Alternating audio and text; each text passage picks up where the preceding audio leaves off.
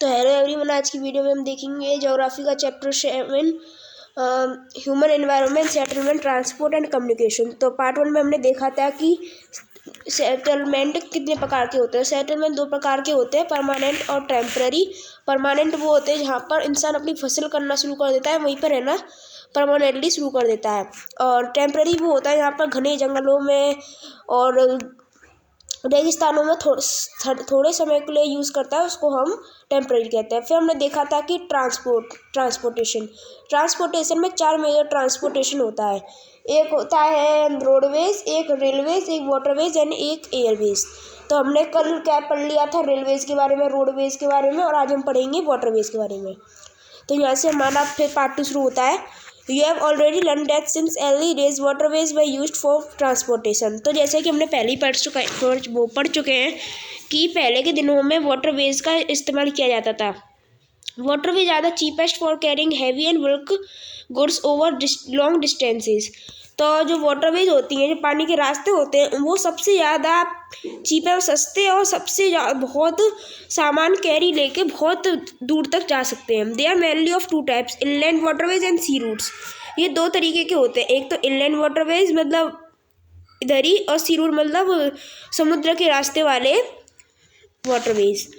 तो इधर दे रखा है, navigable rivers and lakes are used inland waterways. तो जो कहते हैं नदियाँ होती हैं, जो लेक्स होती हैं, जो हमारे आसपास की जो होती हैं ज़मीन होती है उससे सराउंडेड रहती हैं, उनको हम इनलैंड वाटरवेज कहते हैं। और some of the important inland waterways the Ganga Brahmaputra river system, the great lakes in North America and the river Nile in Africa.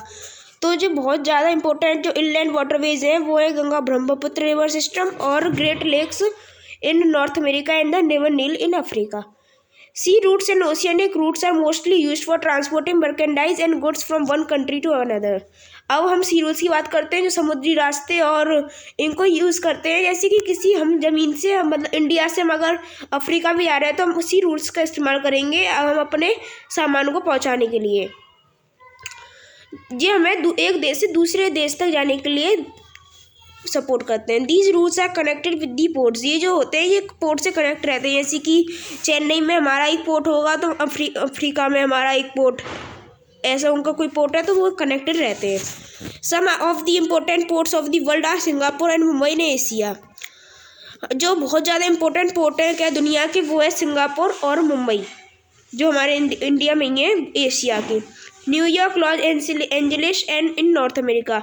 North America में न्यूयॉर्क और लॉस एंजलिस बहुत फेमस है। और रियो de जेनेरो इन south America, और रियो de Janeiro है वो south America में बहुत फेमस है।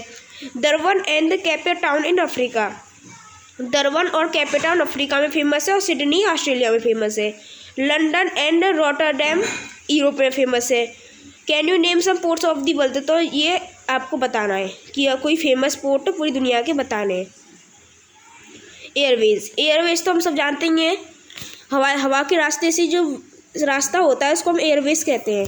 This is the fastest way of transport developed in the early 12th century. ये सबसे ज़्यादा तेज़ होने वाला तरीका है ट्रांसपोर्ट का जो 12th सेंचुरी में बना था। It is also the most expensive due to high cost of fuels.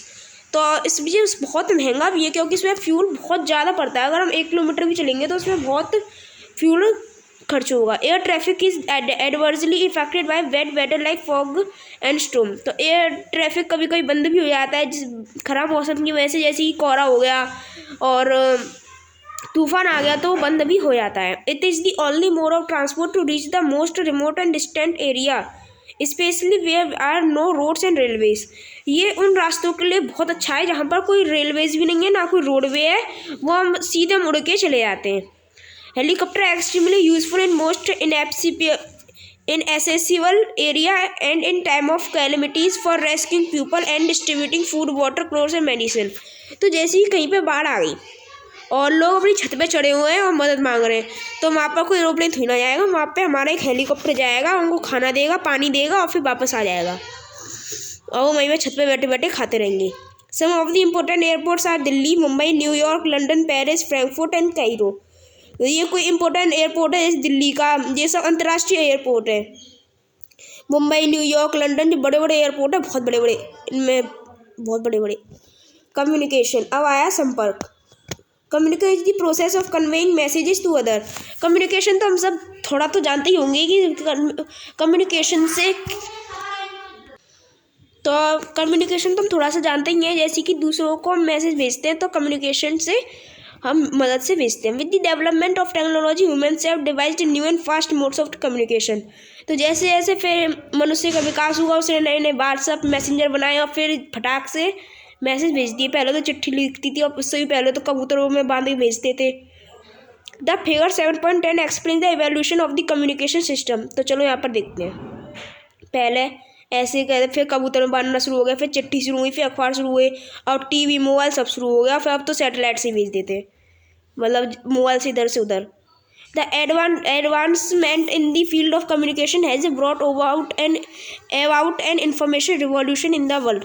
तो जैसे जैसे हमारा कम्युनिकेशन एडवांस होता गया, वैसे वैसे इंफॉर्मेशन रिवॉल्यूशन, मतलब बहुत जल्दी हमारा वर्ल्ड में होना शुरू हो गया। Different modes of communication use to provide information to educate as well as entertain.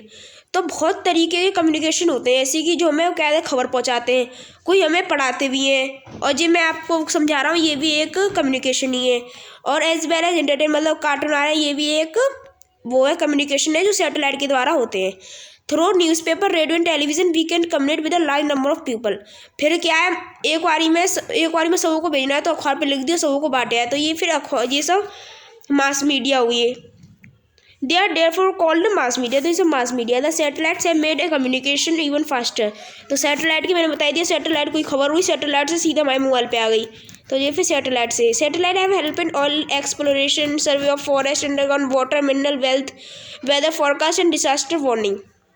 तो सैटेलाइट ऊपर अर्थ के ऊपर रहता है, कोई तूफान फूफान आए बता देता है, कोई कुछ हो रहा हो, कोई जंगलों में आग लग गई हो, कितनी आग पहुँच गई, सब कुछ बता देता है। Now we can send electronic mails और emails through internet। अब तो हम इलेक्ट्रॉनिक मेल, मतलब जैसे कुछ लिखा भेज दिया, ये सब इंटरनेट की वजह से हम कर सकते हैं। Wireless telephonic communication through cellular phones have become very popular today. अब तो सबों के पास मोबाइल होते हैं, तो ये बहुत फेमस हो गया है लिख के भेज देना। Internet not only provides us with worldwide information and intersection but also made our life more comfortable। तो जी वही बात है, इंटरनेट हमें अच्छी बात पहुंचा देता है, जल्दी पहुंचा देता है, तो ये हमें बहुत आरामदायक हो गया है। Now we can reserve ticket for railways, airways, even cinemas and hotel city at home.